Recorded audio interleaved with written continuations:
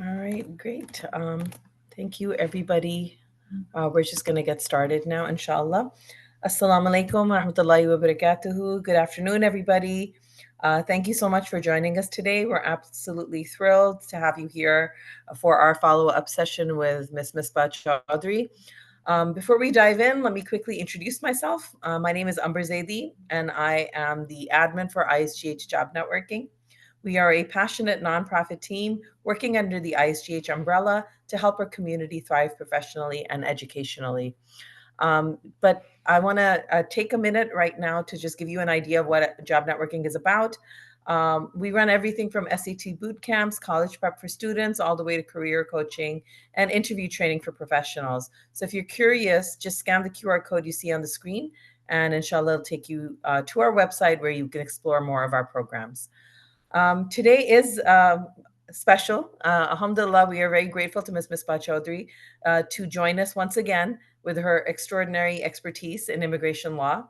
She is she isn't just any immigration attorney. She has some extensive hand-in-hand experience working with Homeland Security, and she navigates some complex cases with the Department of Homeland Security and ICE. She has appeared before immigration courts and works with pretty much every major agency that deals with immigration in this country. So when it comes to understanding how immigration policies work on the ground, from employment visas to asylum cases, Ms. Misbah is extremely well qualified to help us and to guide us. Ms. Chaudhry, thank you so much for being here. Please go ahead with the floor is yours. Thank you so much, Amber, for giving such a nice intro. Thank you so much.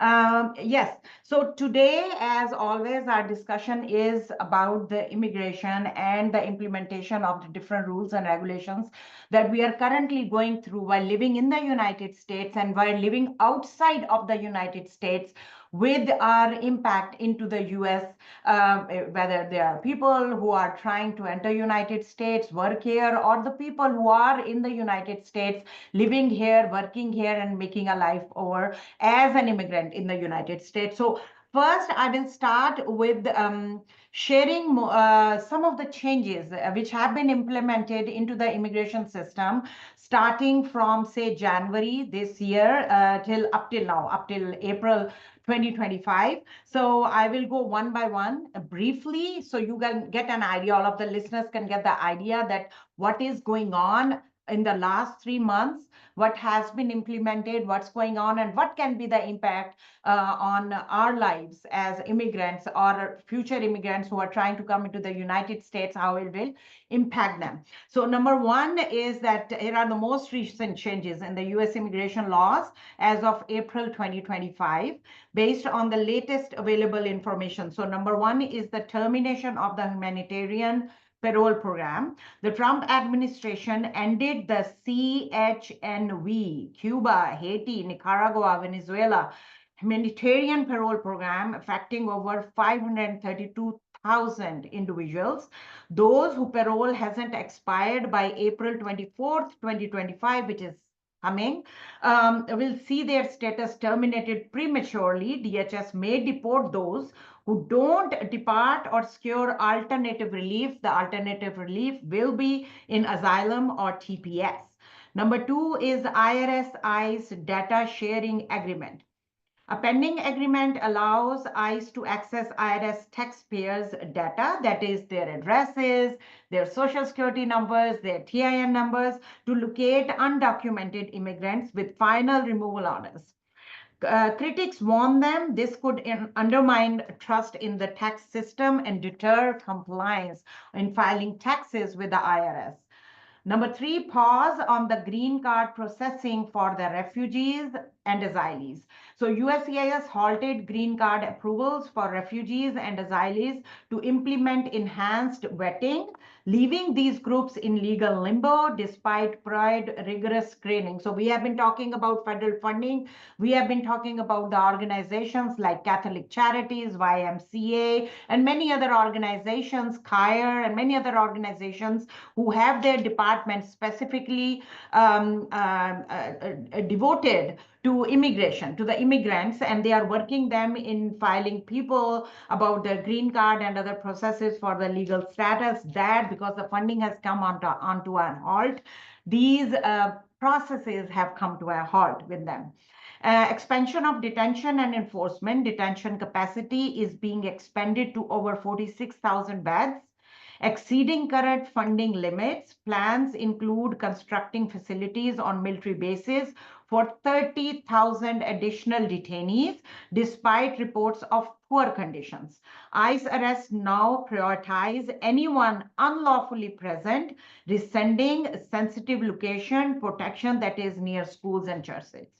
USCIS policy updates, anti-Semitic social media activity, and we will talk about it further because it's very, very important, or harassment of Jewish individuals, now grounds for denying immigration benefits.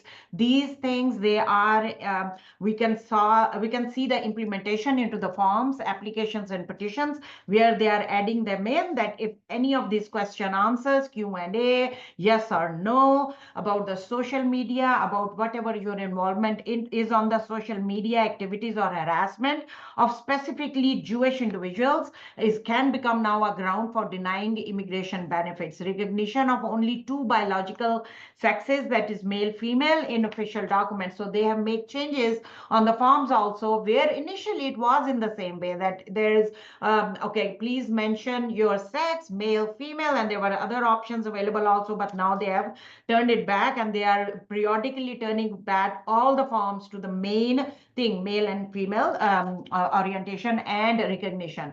Dismantling oversight offices. Now, this is very important. DHS shut down key watchdog agencies, including the Office for Civil Rights and Civil Liberties, that is CRCL, and two ombudsmen's offices, citing bureaucratic inefficiencies. Critics argue this removes critical checks on enforcement. So the way it was working was that if your petition or application or any kind of request with the immigration is on hold or is under extra scrutiny or something is going on, we used to use the services of these civil agencies, and these are called the offices of ombudsmen,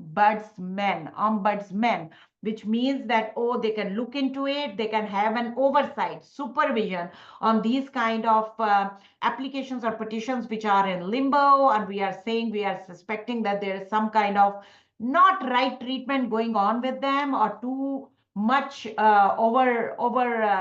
where they are not being taken care of, there is delay. So they were there to look after for us, but now these offices have been closed. So that option is also gone for the immigrants and the immigration attorneys to pressurize or have a hold or have a pressure on the department, DHS, DOL, all of these departments, where we can have a kind of checklist on them. So that is gone. Revival of the Trump era policies like remain in Mexico, expedited removal, and DNA testing for families have been reinstated. The Alien Enemies Act is being used to justify its deportation with minimal due process. It does not mean that the due process has vanished. The due process comes to us, to immigrants, non-immigrants, citizens of US or non-citizens. It comes under Constitution that everybody comes under the provision and under the protection of due process of law. So it's not taken away or can be taken away that easily. I don't think so, and I'm not expecting that. But the Alien Enemies Act is being used to justify deportation, saying that, oh, you know what, with minimal due process, that we can just get them out because of the certain reasons that we can discuss also later. A tenth is the main point is visa restrictions and travel bans.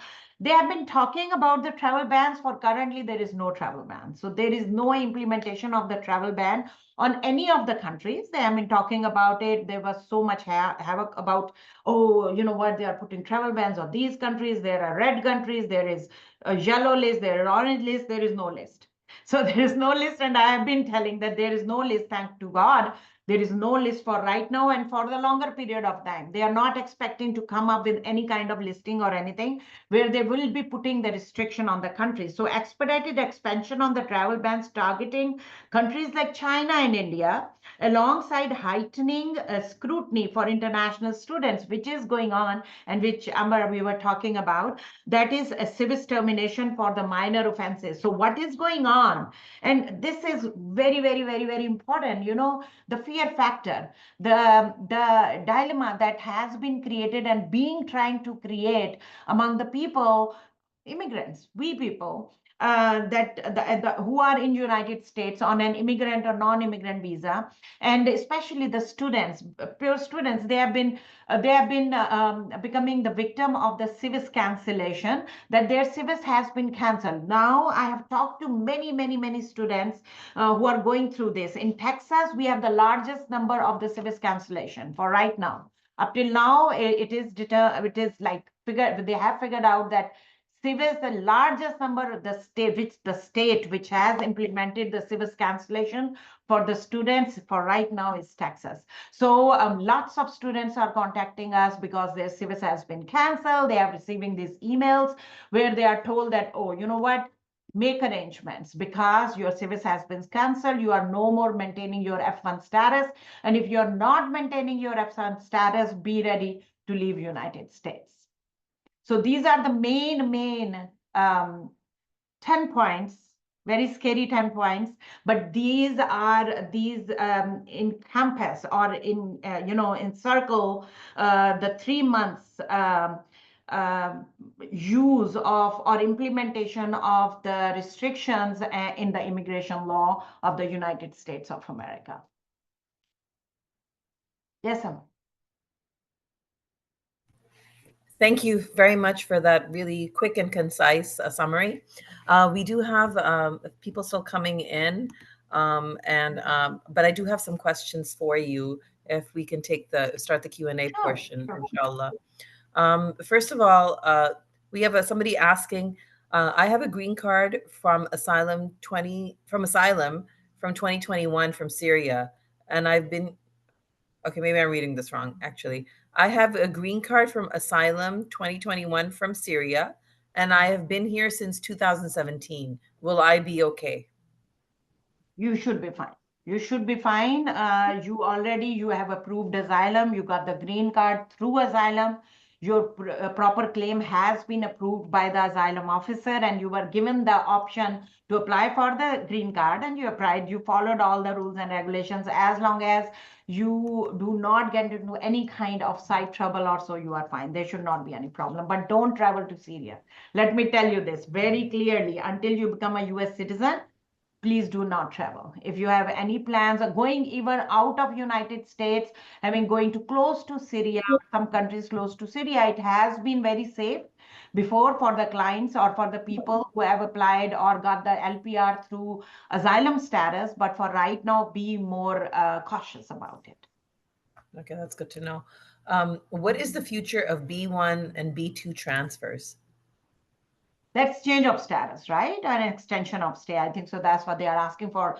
There's nothing wrong with it. There is no change in the rules and regulations which stops the change of status procedure, which stops the extension of stay procedure, or which stops the implementation of the adjustment of status if you qualify for that. So there is no change in that. If you are on B1, B2, and you enter United States on a visit visa and you stay here, upon your entry, you are given a validity of normally 6 months to stay in United States.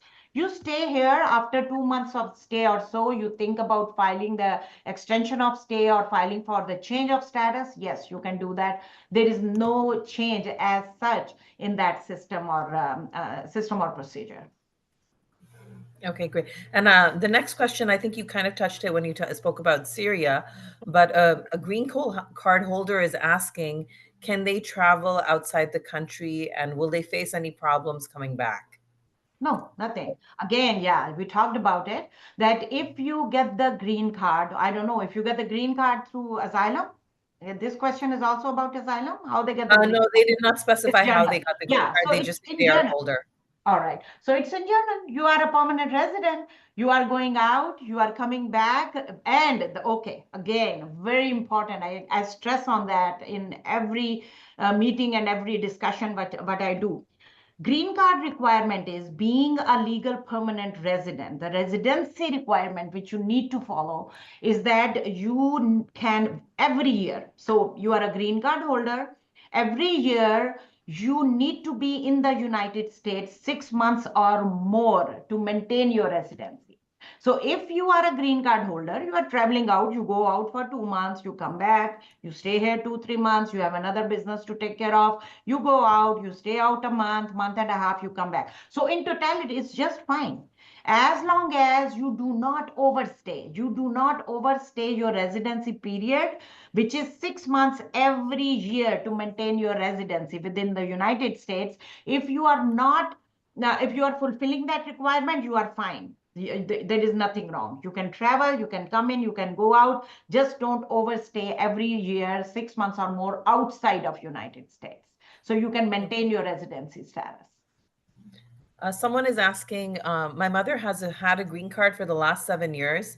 She is Urdu speaking only. Can I apply for her citizenship now, and will it be more difficult? So the question again, so it's mother has the green card for how many years? 7 years. 7 years. And she's been staying here in the United States? It sounds like it. Well, that Yeah. they don't specify. They Okay. they don't say. So if your mother is a green card holder for the last 7 years, she's maintaining her stay in United States, like I talked about before. A residency status is maintained 6 months or more every year in the United States. So she can, yes, she's eligible to apply for citizenship. No problem. Okay, great. I am an international student from Pakistan at the U of H main campus in a master's program. I am looking for ways to move forward towards immigration. I'd like to receive guidance for the ways in the current situation and with the policies of the USA So right number now. one thing, you are an F1 student, international student. Maintain your status by maintaining your grades, your credits, and completion of your degree, right? Stay away from any kind of trouble. That's number two thing. Stay away from any kind of trouble. Maintain your grades, maintain your attendance, everything. You are fine. There is no problem. Once you will go to the OPT and stuff, even during your F1 status, if you have a sponsor available who can apply for your employment based green card, if you do not qualify for a qualifying relative who can do the family based green card for you, because you need a sponsor to do the green card process. So definitely through your work, through some other employer who is willing to sponsor you, you can go ahead and file for start your green card process, because even on the F1 you can do that and you are almost up to your completion. So you are fine. So if you have a sponsor available, an employer which is a US company, they can sponsor you for the green card process. For Pakistan, the timeline for the processing is different for different countries. Pakistan is different, different chargeability countries. India's timeline is different, China is different. So for Pakistan, roughly they are in small backlog, but roughly it qualifies you under EB2 category or so. If you fall under EB2, you are in the master's program. It should easily be done during between 2.5 years to 3 years. That should not be a problem. And in the meanwhile, you can be on OPT, you can do the H-1B, you can be on any other non-immigrant status maintained over here. Maintain that status after even the completion of your degree, and your immigrant petition is being processed for you from your US company. So you will get on. It's kind of a bridging between the non-immigrant status and then jumping to the immigrant status. Okay. The next question is, I am a green card holder. I just got married. My husband applied for an asylum, but he wants to cancel it and start immigration through our marriage. Should he do that? Is this going to be an issue? It is going to be an issue. So you said you are a green card holder, right? Yes. So, and your husband has applied for the asylum claim, asylee Yes. status, right? So when you are a green card holder, yes, you can start the process, apply for which we call the form I-130 family-based petition for your husband. No problem. You can do that. But the thing is that when you are applying for I-130 family-based petition, for your spouse, being a green card holder, you fall under the visa priority date condition, that your visa availability will be prioritized as per the category you are falling under. If you are a US citizen and you apply for your spouse, the visa, that priority date is current always. But if you are a green card holder, the priority date is not current. It depends that when it become current. So your husband, if he takes out the claim for asylum, which is giving him a backstage or lien on thing, which is pending in the system, giving him the work authorization and everything, and he's leaning on it for right now, so he should not take it out. He should have that green card, that asylum application pending in the system while you apply the family-based petition I-130. Once the priority date becomes current, he will be eligible to adjust his status in United States while staying here. But in the meanwhile, the asylum application should stay pending in the process. And that makes sense, because if he gives up on his asylum status, then He will he's be here out of without status. status. Yes, yes. Okay. The next question is, I had an RFE on the I-751 on my 2-year green card. What are my options if my green card is denied? And is there anything I can do while I'm waiting for the USCIS to make a decision? Okay, number one, I understand the anxiety that it's pending. It's a conditional green card. If there is, see, there are two options. I don't know, your question is not that detailed, so I don't know where the merit stands right now, whether you have filed it with waiver or it has been petitioned, jointly petitioned with you and the spouse. If it's jointly petitioned, your 751 is pending, removal of condition should not be a hard task if proper documents have been provided. There is proof of relationship, there is proof of living together, commingling of finances, everything is there, you should be fine. There should not be any problem. If in case any problem has happened in the relationship and you have filed under the waiver, like you have self-petitioned your 751, which is the removal of condition, the husband is not, the spouse is not there, and you have filed it on your own, documentations are not there, my best advice, number one, is talk to an immigration attorney to see to weigh your possibilities for you under this status, what kind of documents have been provided, what is there. If there is some problem, there can be other venues which can be looked into. But again, without knowing all the details about, the background of the case, it will be too vague to give an opinion on this. So I will highly recommend that talk to the immigration attorney, come to our office, contact us, and discuss in detail about the matter so you can be given a proper advice about it. And I'd just like to take a moment here and just remind our guests, I have put it in the chat, but if you need any specific advice, from Attorney Misbah Chaudhry, you can email her office at lawoffices@misbahchaudhry.com. That's LAWOFFICES at MISBAHCHAUDHRY.com. Because some of these cases need very specific advice, and it may or may not be possible to cover that in this session. To continue with the questions, I wanted to sponsor my parents as a U.S. citizen. Do I need their birth certificates, or are their passports enough for the I-130 processing? Okay, so in some situations, we don't have the birth certificates available for our parents. So if the birth certificates are available, they are enough.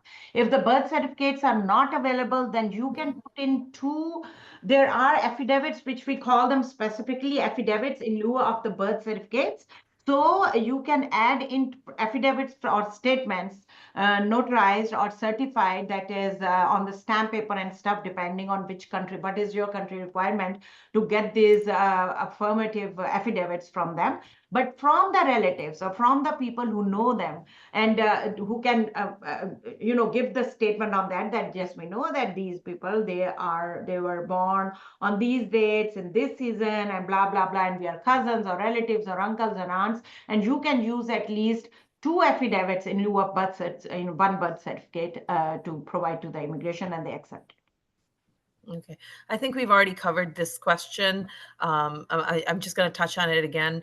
Is there any problem for a green card holder whose green card is based on asylum to travel to any country based on travel documents? I want to say you had just mentioned about Syria, like not to go there, for example, Not to right? go there. Yes, not to go there. See, what is the claim for asylum? So when we apply for asylum, we say that, oh, we have fear of persecution. We have past persecution in our home country. We have present persecution and we have fear of future persecution. If we go there, it's a life threatening situation for us, and based on that you become eligible to apply for asylum, and you get the asylums for the people who get the asylee status. So when after becoming an LPR, legal permanent resident, if you say, okay, now I can go back to my country, right? So what they will come up with, they will come up with, oh, that means the country condition has changed for you guys, and now it's safe for you to go back to your country. So at that situation, they can easily revoke your green card status. They will say, okay, that's fine, then you don't need the permanent status here, you are safe in your country as you are traveling there, so it's fine. So you have no fear of future persecution, you are safe, country condition has changed, so that's fine, we can take it over, or we can revoke this status. So it's not secure. So until you become a US citizen, where they will stop looking at these, that how you get the green card, what happened, you have been a past asylee or so. So at that stage, it becomes safe. Or you can put in the option that, oh, you know what, this been so many years, country condition has changed, so we are traveling there. Otherwise, it's not secure to travel to the country, to your home country. Okay. I'm going to combine a couple of questions here. Are there, do you have any suggestions for people who are traveling internationally? One guest has asked specifically about Egypt. Um, for people traveling to internationally who are green card holders or US citizens or on any type of visa like F1 or H1B, H4B, is there anything that they need to be, prepare themselves for before traveling or be careful about? Yeah, it's very important question. So number one, we are not naming any countries here, because you see, we have been talked about a lot. I discussed in these questions also that what changes have been implemented and what they were talking about the country ban, that whether there is any country ban, whether specific countries are on high alert, on red alert, on orange alert, yellow, no, there is nothing. They are not naming any particular countries, either it's Egypt or any Muslim country or any country who was in the previous ban. There was a travel ban previously on 5 countries, but they are not putting any names there. They are not saying that, they are saying that Secretary of State Department is saying that we have no list. There is no list. We are not naming any countries. And in future also, we don't have anything in our mind. But it is very important that what is happening around us. It's very important to be vigilant about what is happening. If we are traveling, we travel all the time. If we are traveling where we stay safe, where we have less fear of getting into any kind of trouble. So let me be very clear on that. And I've been saying it again and again and again. I know there is a fear factor. I know too much anxiety has been created in what's going on with the immigration, and many people are getting benefit of this anxiety among the immigrants, among Muslim community, among immigrants community, all of that. But let me tell you something, that if they're the most danger, the people who are in danger are, number one, the people with the final deportation order. The people who have been living here in the United States and they have final deportation order, believe me, there are many of them, millions of them. And they have been living here after the final deportation order, where they have used all the venues, all the reliefs, and nothing has become available to them, or they were unable to succeed in any of them. And as a result of that, what happens is that they have final deportation order for years and years, they still keep on living here. So they are in danger because they have no relief available now. They're just sitting here for years and years, and yes, they can be sent out at any time, and they can be just put into the detention and then sent back to their countries. Number two, the people who have any kind of criminal charges, and criminal charges, not just minor criminal charges, like you can get in, any person can get into trouble. You can be at the wrong place at the wrong time, so you can get into trouble, no problem, things happen. But the people who have severe criminal charges, yeah, those people are in trouble. So if the people who are not in status and they are in severe criminal charges, they are getting into trouble. They are sending out, they have been deported without any due process. They are saying we have already exhausted all the due process. You have been, if they are not put into the court system, that is the immigration court system or remote proceedings, and they will be sending out. Other than that, if you are talking about other people who are green card holders, who are maintaining their status, other people who are US citizens through naturalization, other people who are on non-immigrant worker visas, student visas, all of that. No, they are not in danger. If you are following the immigration rules and regulations properly and you are fulfilling the requirement of your immigration status, you are not in danger. You should be fine. Here, I would like to talk. I know it's not in the question, maybe it's in the future question, but the thing what we are facing and which is in the news a lot, number one is immigration in the news a lot in America, number one, higher scale on the Google thing. But the second thing, very importantly, is the F1, civis, the student visa thing. They're talking about it a lot and it is happening. Yesterday, I had a panel discussion with the students from Texas University, one of the Texas University, where 8 of the students on the panel where they were talking to me whose civis has been cancelled, and they were telling me even from India they were saying we know 1000 students from all around US for right now whose civis has been cancelled. Now when I talk to them in detail, the civis has been cancelled, all of them, the one on the panel which I was able to talk to and the other they were discussing, all of them had criminal charges against them. All of them have been getting into some kind of trouble. DUI, have not stopped on the, have they were driving without the driver license or expired driver license, or the tailgate, light was gone. Police stopped them out of fear. They didn't stop and they got into trouble with the authorities and stuff like that. So they have some kind of criminal charge that here has been implemented on them and which has been proven guilty or convicted. So those are the students whom I have talked to up till now. This is the latest news I'm giving you. They all have some kind of criminal background or criminal charge on them or open criminal case on them. One of them was whose case has been expunged. He has apparently bought liquor from an underage person working on the store or so, and that case was expunged and closed. And then he had received this civis thing, because civis cancellation thing. He received that email, and he was very worried. So that's what I figure out up till now, that they are not just randomly canceling the civis of the international students. Believe me, they need international students here. They need I was students. Yes. No, no, I was going to just follow up with that. A follow-up question was that, so if there is somebody who is considering sending their child to the United States on an international student's visa, should they be worried? Should they send them or not? I mean, there's again, like you were saying earlier, there's a fear. Like, Yes. do I want to send my child, to a school in America at this point? Yeah, this is it. Fear factor. That's what they have created. But the thing is that no, they should not be worried about. They should not stop working on the future of their kids just going through that fear. It's a good child, they get good grades, they get admission in a good institute in the United States, they have a bright future. After the completion of the degree, they will get the OPT, they will get the H-1B, they will get the green card, they will get beautiful jobs at very successful companies. Yes, don't stop it. So the thing is that this needs to be very clear, that the students, the civis are only cancelled up till now. I'm personally telling you my experience, that and lots of students are talking to me. So these students, they always have some baggage. They are carrying some baggage. They have criminal charges in the background, and their civis are being cancelled. Okay. Another question is, we are hearing that more travelers entering the United States are being taken to a secondary inspection.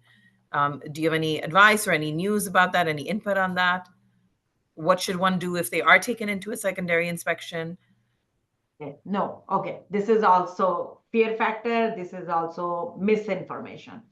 If we are Okay. going to follow TikTok, I am on TikTok also, but I'm just trying to give a heads up on that. Don't listen to everyone. Don't listen to everyone, because there is so much misinformation. misconception, disinformation, all of that is going on media. There's lots of them. So this information is coming from an attorney. We have news that they are checking more. The scrutiny is stronger. The scrutiny is more. Like if they have any report, and believe me, our travel history, our entry exit history of every immigrant, every LPR, they have the record of it. They know when we exit United States, they know when we enter, which we call I-94. They have our travel info, they have our travel history where they can see the things. They have access to our through different agencies. They have access, like we have talked about the IRS just now. So that they are trying to communicate on that, coordinate on that. If they can get information from the IRS about the people who are not in status and who are filing taxes and other things through TIN numbers and stuff. So they have now come into an agreement or thing that, you know what, we will be getting that information from another agency. So this is what is happening. They have access to this. If they see the only people, the news, and every day I'm sitting into these things out in these situations. So only the people who have been more scrutinized or who have been stopped for a secondary inspection, or they are saying, oh, can we look at your media? Can we look at your phone and stuff? These are the people who have some kind of baggage they are carrying in the past, and they are looking into this. Otherwise, no. Otherwise, it's not. We talk to people every day who are traveling, coming in, going out, US citizen, green card holders, F1 students, on OPT students with duration of stay, H1B, L1, or E2, they are coming in, they are going out, they are traveling. No one is questioning them out of abnormality or out of any extraordinary situation. They are not questioning them. Okay, great. And another question we have is, my friend got married to a U.S. citizen and got a 10-year green card, but now they're divorced. Will she be allowed to become a citizen? And if yes, how can she do it without her ex? Amber, can you repeat the question for me? Sorry. Sure. I have a friend who came to the United States after she got married to a U.S. citizen, and she got a 10-year green card, but now they are divorced. All right. Would it be okay for her? Will she be okay in the future? Will she be able to get become a citizen? And can she do it without her husband? Yes, yes, there is no problem. When she comes in, she got a 10 years green card. There is no restriction of 2 years conditional green card or so with that. Also, she got married to a US citizen, though they are divorced now. But if, like, it's already how much time, I don't know, has passed already when she became the green card holder. And if she's eligible at the 5 years basis, yes, she can. It doesn't matter if she's married to that person or not. She can apply for the citizenship, no problem.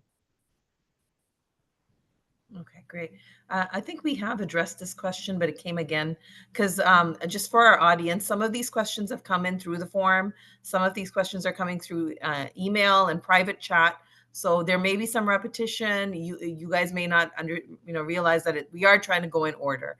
I do believe I've addressed this one before, but I'll just do it again. I've been living in the United States for the past 15 years. I had a conditional green card. The marriage ended within 2 years, and I applied for the RFE, for the removal of condition. Removal of condition. Yeah, it was responded by my lawyer, but as of now, the application is still pending. Now, how long does it take? And if it gets denied, what do I do? Okay, so number one, were you married to a US citizen, right? What is this? Yeah, it looks like it. Yeah. She got married to a US citizen, number one.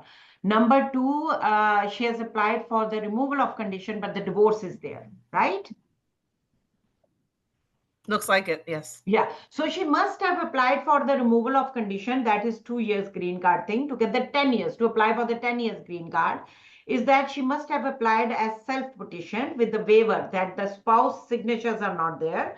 So if you have, see, there is no restriction as to what, that if you get a divorce within 2 years thing, you cannot apply for the removal of condition. No, you can file self-petition, you can file with a waiver, and you can give the reason for not being together at that time, and previously proof of the bona fide marriage, that it's entered into true intention, and through marriage, and we have proofs of that. And then later on, the things didn't work that way, and the split, they part their ways and stuff. And there is possibility. We have lots of cases which get approved even with these conditions. It's not that it's the only criteria of the for your removal of conditions. So you should be fine. The timeline, you know, that immigration is taking more time in processing all of these kind of petitions. It's not that it's only you, because you are filing under the waiver thing, that it's delayed. All kind of these petitions are taking more time period, and if you have enough evidence available to them, I don't see any problem with it. It should be done. Okay, yeah, they You did will say be, they did. after that, you will be able to apply for the citizenship after 5 years of your green card, initial green Okay. card, conditional. I mean, the person did say add on and said that they did apply for the waiver themselves and they filed for a VAWA. VAWA. Okay. So you Okay. have I mean, applied for VAWA. Okay. So she has applied for VAWA as well as she has applied for the removal of condition, it sounds like it. Yeah. right? So she has, Yes. I'm. it's okay. She has two petitions pending in the system.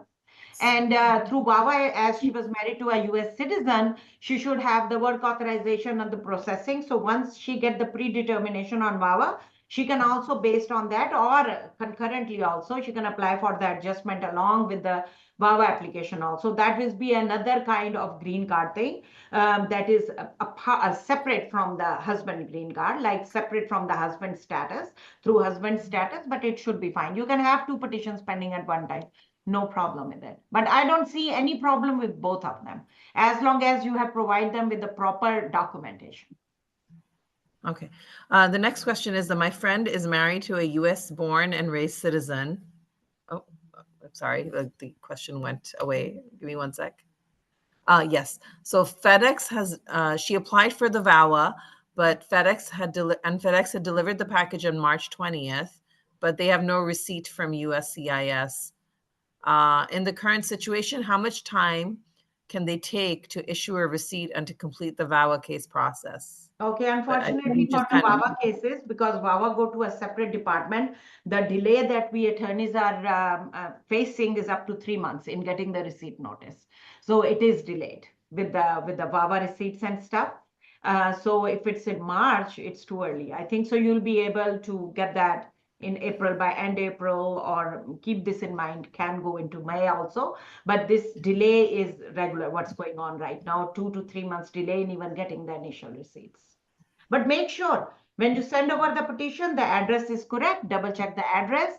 Keep the proof of the delivery that the package has been delivered to the correct address, and the proper checks. If the petition has been with VAWA, or if the adjustment is filed, the checks are there or so, or the fee waive has been done. If no fee waive has been done, then make sure that the proper checks have been mailed.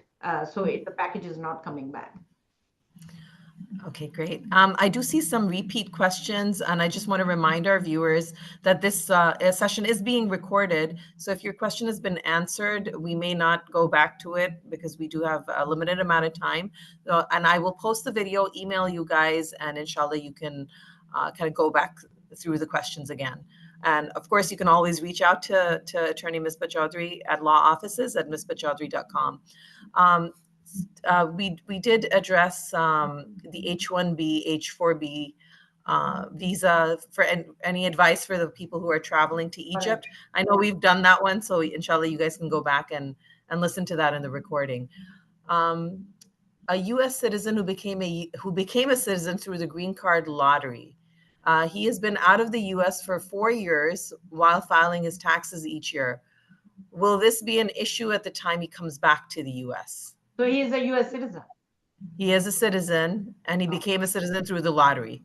No, it doesn't matter. So as long as he's a US citizen, there is no stay requirement or the residency requirement to maintain in the United States, like for the LPRs thing. So they can stay over there as long as they are taking care of their domicile requirements, which is by paying taxes, having a household here, having the bank account open here, all of those little bit requirements, they are fine. Okay, great. Yeah, and they did say that they are filing their taxes. Filing their tax. Another question.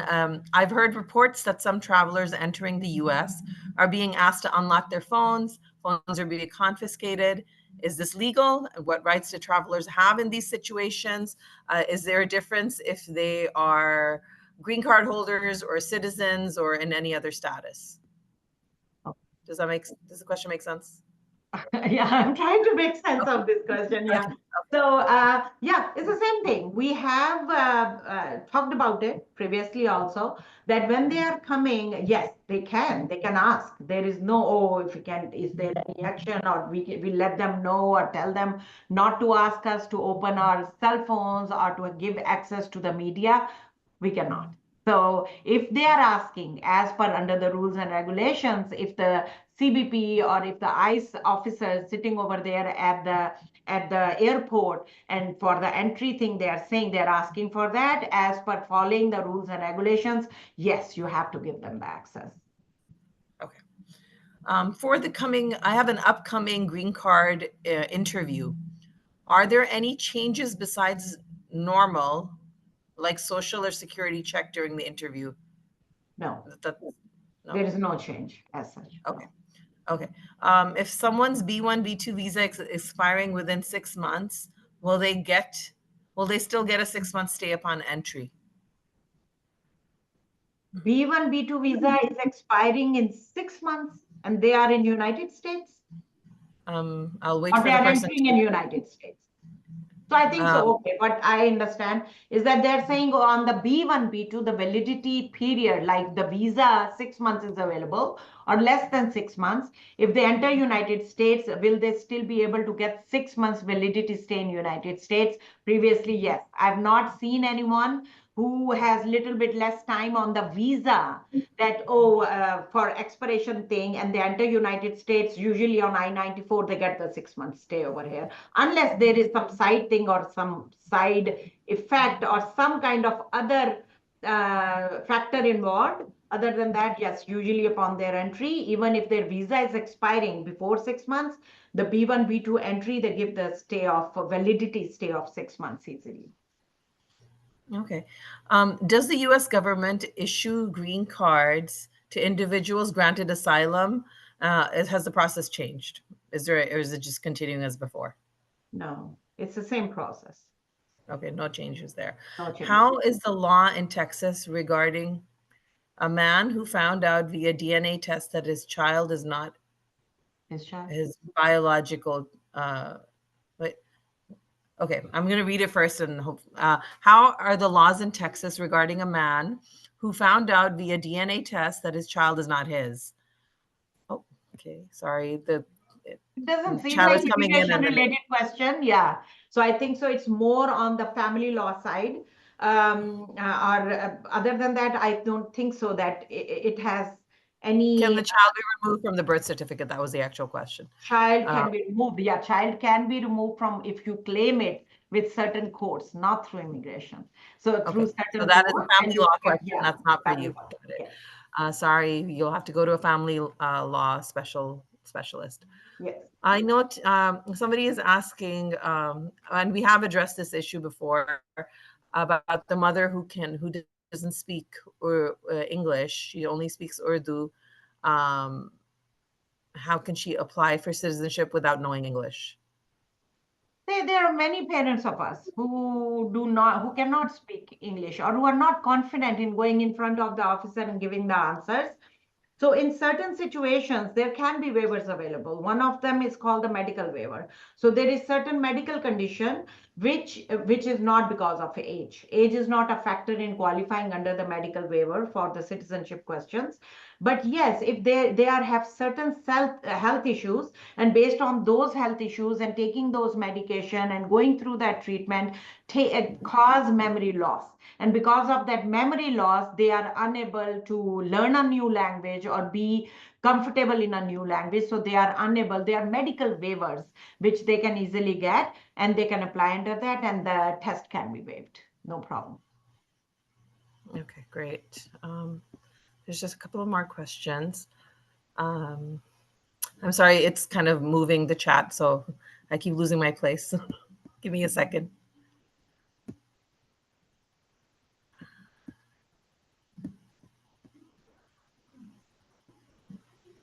For the N400, when is the exam? Is it during the interview phase or the oath ceremony? Oh, Oh, well, no. even I know. I And you, think I know that one. so when Interview you phase? apply, so first you Not have in the oath ceremony. I think I know yeah, that. no, it's not. So first you have to clear the exam, and then you pass the exam, and then you will step up to the oath ceremony process. So Yeah, first the that's the last exam, part. That's the last passing part. the exams, and then the oath. Yes. Yeah. My sister is on a conditional green card holder. Can she visit Pakistan? She's afraid of traveling because her husband is a citizen and she is not with him anymore, even though they're still married. Oh She's no. worried if he goes outside the US, he's going to file for something and she won't be able to come back in. See, if they a marriage doesn't finish on separation. A marriage doesn't finish on not living together. A marriage finishes in the languages of immigration law and the rules and regulation when the divorce happens, final divorce decree. So before that, it has no weight. It has no weight that, oh, if somebody is saying, oh, we are not in the same house, she has traveled outside, we are not living together, I'm trying to file for divorce or anything, and I'm going to inform the immigration on that. No, there is no implementation. Filing a divorce or not even filing a divorce, having a separation, the status still says there. Though, so if she has a valid conditional green card and if she wants to travel, do not overstay there, because like I've mentioned before that do not stay for longer time period of time. 2 months, 2.5 months are fine. If you are traveling there, enter United States back, you should not have any problem. Okay. And our final question, and this is right on time. We won't be taking any more. Oh, well, okay. We'll take one more question, two more questions. And then, sorry, guys, we're going to Yeah. have to cut it after this because our time will be up soon. I am an LPR now based on marriage. Previously, I filed asylum, which was denied. Can I still travel to the country of origin? Very important question. Okay, so you filed for asylum, the asylum was denied, you get the green card through marriage, right? And the asylum is denied. And when was that? Can they give us like which year or how many years ago? I will wait for them to respond. I don't know. It didn't specify. Yeah, that is time factor. 2022. 2022, the asylum, I think so. To be on the safe side, don't travel still. You can travel if you are from one country, you can go to other countries, you can travel any country. But I think so, be careful in the current administration scenario, because they can still see you in the system. So it's not that old. You applied for the claim and you got your claim got denied. That's fine. And you have the green card. I understand that. But just to be on the safe side, if you take my advice, I will say do not travel in the recent future to your home country. Okay, great. Last question. This is a non-English question.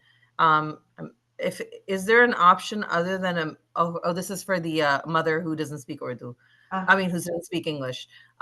Is there an option other than a medical waiver for her citizenship because she does not have any medical issues? It's just purely a language barrier. Did you get a translator? No, you can get a translator. Depending on the age, you can ask for but the translator is not going to do the question answering for you. They cannot do the cheating for you, right? So you have to give the answers. You need to know the answers. The translator can be there. And keep this in mind when you even take in the translators in these offices of the officers who are sitting there and conducting the interviews. They have cameras, they have recorders there, which are not visible, but they are there. So the thing is that yeah, you can take in a translator, no problem, but still the answer needs to come from her.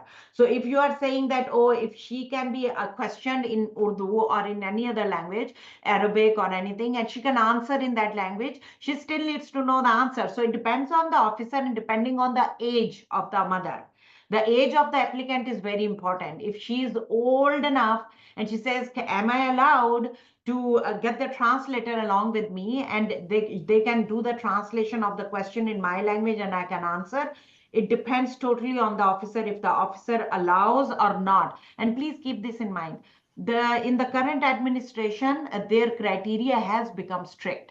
So in past, like in with other administration and in the past, when we go there with our clients and we ask for these kind of favors, the officers are more friendly in giving us these options or allowing us to do that. But in current situation, they have strict instructions. So maybe that cannot be a possibility right now to get this kind of privilege.